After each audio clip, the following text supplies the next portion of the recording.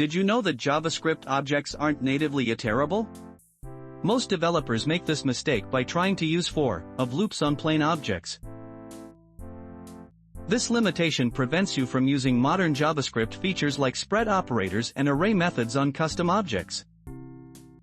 Today we'll learn how to make any object iterable using Symbol.iterator, enabling powerful iteration capabilities. Here's what happens when we try to iterate a plain object with for of. It throws an error because objects aren't iterable by default. We can make any object iterable by adding a Symbol.iterator method that returns an iterator object with a next method. First, we create our custom object with start and end properties that define our iteration range. This is the key part. We add Symbol.iterator as a method that returns an iterator object. Inside the iterator, we initialize current value with our starting number and save a reference to the object.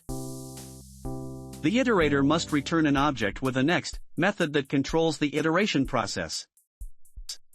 The next method returns an object with value and done properties, indicating the current value and whether iteration is complete.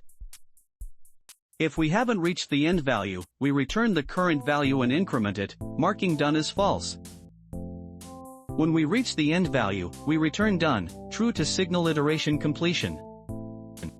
Now we can use our custom iterable with for of loops, which will automatically call our iterator.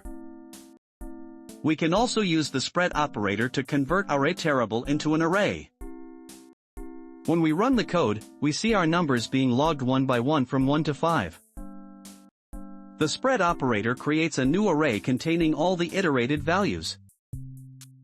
By implementing Symbol.iterator, we can make any object work with JavaScript's iteration protocol. Remember to always return an object with value and done properties from next, otherwise iteration won't work. We created a custom iterable object by implementing Symbol.iterator, enabling it to work with for of loops and spread operators. Try creating your own custom iterable objects to make your code more flexible and reusable. If this video helped you learn something new, hit the like button so more developers can see it.